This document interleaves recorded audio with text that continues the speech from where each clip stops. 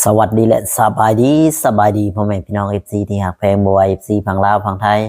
แล้วก็ต่างประเทศนำเด้อพ่อแม่พี่น้องเนาะวันนี้ก็มาพบพ่อกับช่องบ่าวจอยซาแนลอีกแล้วพ่อแม่พี่น้องเส้นเก่าเส้นเคยเนาะก็อยู่ที่บ้านมื้อนี้กันเลยเนาะก็เฮาก็ได้มีเห็นคลิปหนึ่งอีกเนาะพ่อแม่พี่น้องที่เขาบ่าวพอดบ่าวแอนไปถ่ายพ่อแม่พี่น้องเนาะคือว่าอีกคลิปหนึ่งที่ว่าน้องเพิ่น ได้นอนในต้นไม้ต้นตอกอะไรพี่น้องเนาะ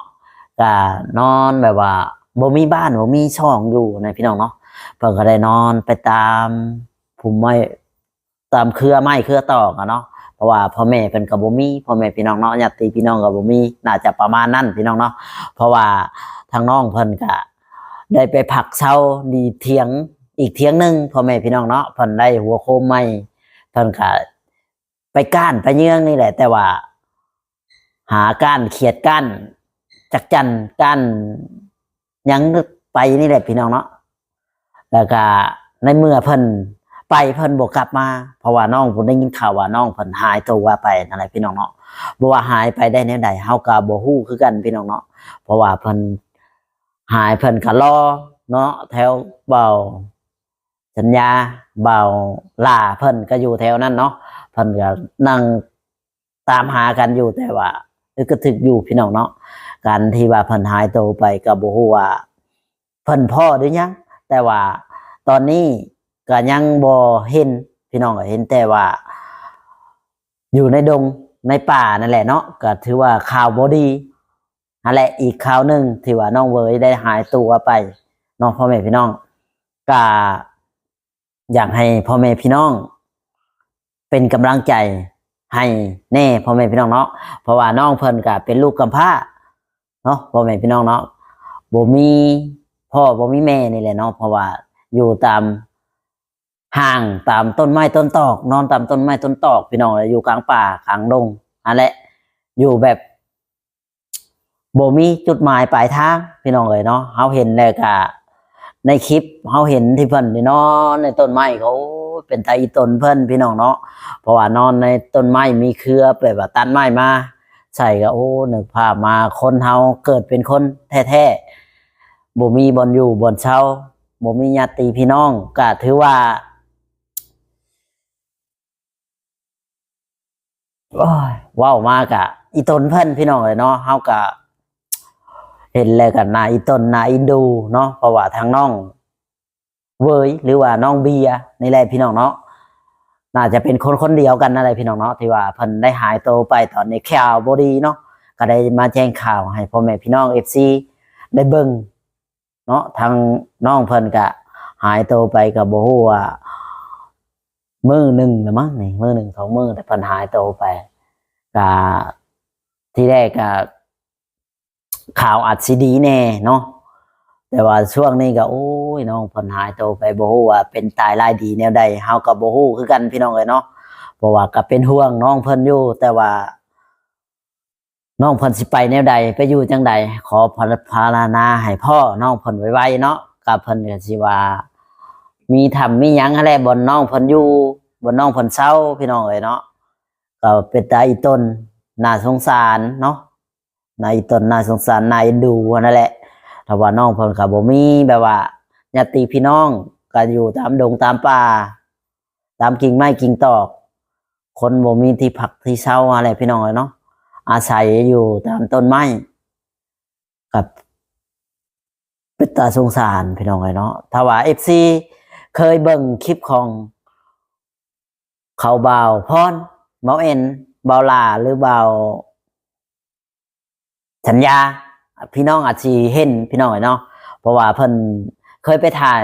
หรือว่าเขาบอแซนนั่นแหละเพิ่นก็เคยไปถ่ายเพิ่นอยู่พี่น้องเนาะเพราะว่าเขาเห็นนะว่าน้องได้ยินข่าวบดีน้องได้ยินข่าวว่าน้องหายโตคือว่าเป็นแนวใดคือน้องเพิ่นหายโตน้องเพิ่นได้หัวโคมใหม่ก็เลยไปก้านน่าจะไปหาการกบการเขียดการอย่างนี้แหละมากินมาขายนะพ่อแม่พี่น้องเนาะก็หวังว่าสิได้ตอนสุดท้ายกับข่าวบ่ค่อยดีอะไรพี่น้องเนาะยังหาตัวน้องเพิ่นบ่พอก็อยากให้พ่อแม่พี่น้องหาตัวน้องเวยให้พ่อหรือว่าน้องเบียร์นั่นแหละ พ่อแม่พี่น้องเนาะก็อยากให้เห็นไวๆอะไรพี่น้องเนาะทั้งบ่จอยก็เป็นกำลังใจให้เพิ่นพ่อแม่พี่น้องเนาะว่ามีโอกาสก็ว่าสิขึ้นไปถ่ายเพิ่นอยู่พี่น้องเอ้ยเนาะแต่ว่าข่าวบ่ดีก็ว่าน้องเพิ่นหายโตวนี่แหละหายไปได้แนวใดพี่น้องเนาะหรือว่าโอ้ความหายตัวของน้องเพิ่นเฮาก็บ่ฮู้คือกันพี่น้องเอ้ยเนาะอืมตัวน้องเพิ่นก็ได้หายตัวไปแบบบ่เห็นเนาะข่าวร้ายนั่นแหละพี่น้องเนาะข่าวดีก็คือว่าข่าวบ่ดีนั่นแหละพี่น้องเนาะก็ถือว่าเป็นข่าวร้ายที่น้องเพิ่นได้หายตัวไปแต่บ่ฮู้ว่าเป็นตายร้ายดีแนวใดเฮาก็บ่ฮู้เนาะก็อยากให้น้องเพิ่นภาวนาให้น้องเพิ่นปลอดภัยให้กลับมาเนาะให้กลับมาแบบว่าโอ้หลาย FC หลายๆท่านกับเพิ่นครับเป็นห่วงเป็นใยน้องเบียร์หรือน้องเวยนี่แหละพี่น้องเนาะเพิ่นก็เป็นห่วงเนาะขนาดบ่จ่อยบ่ได้เคยไปถ่ายเพิ่นจักเทื่อก็คือเป็นห่วงเพิ่นพี่น้องเนาะว่าหายตัวไปแนวใดว่าคนบ่มีที่พักที่เช่าอยู่แล้วบอดวันหนึ่งหายตัวไปแบบนี้บ่ฮู้ว่าสิอยู่จังใดกินจังใดแต่ละเทื่อเพิ่นก็ลำบากอยู่แล้วกันอยู่กันกินอะไรพี่น้องเนาะเห็นแล้วก็อีต้นสงสารเนาะทางน้องเพิ่นกันได้หายตัวไปแบบนี้พี่น้องเอ้ยเนาะเฮาก็เห็นคลิปของเบา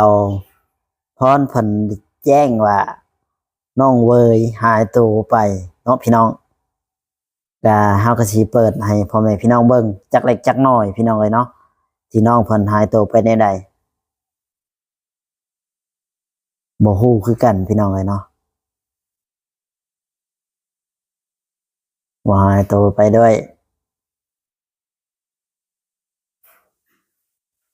เสียได้เนาะบัดนี้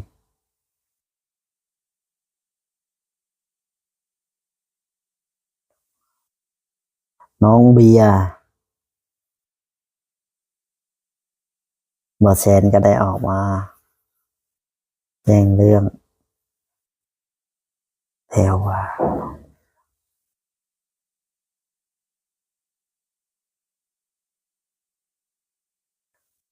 นี่พี่น้องที่ว่า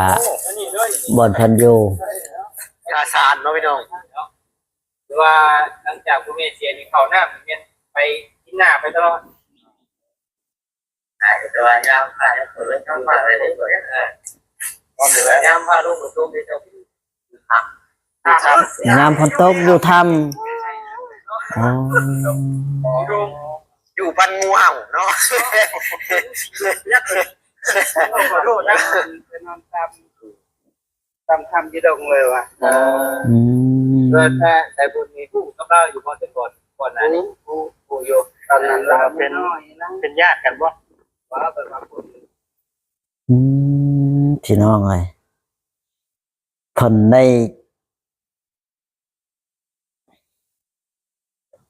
นี่แหละพี่น้องเลยเนาะเฮาก็เห็นข่าวนี่ก็เอาสั้นๆใช่พี่น้องเนาะเฮาก็บอกเคยเห็นน้องเพิ่นจักเทื่อเนาะก็สิเอาลงแจ้งข่าวให้พ่อแม่พี่น้องทราบเนาะว่าน้องเวยหรือน้องเบียร์เพิ่นหายตัวไปได้แนวใดพี่น้องเนาะเพราะว่าทางน้องเพิ่นก็ได้นอนในต้นไม้ต้นตอกหลังจากพ่อแม่เสียก็ไปนอนตามเครือไม้เครือตอกแล้วก็ไปนอนฝนตกน้ำลงก็ไปนอนอยู่ถ้ำโอ้ยเกิดเป็นคนแท้ๆพี่น้องเลยเนาะความแบบทรหดพี่น้องเนาะก็อีต้นเพิ่นสงสารน้องเพิ่นอยู่พี่น้องเนาะ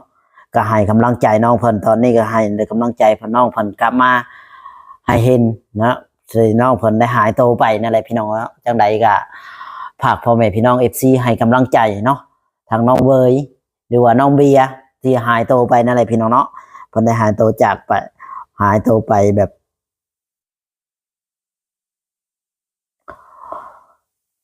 บ่เห็นแล้วแหละพี่น้องเนาะ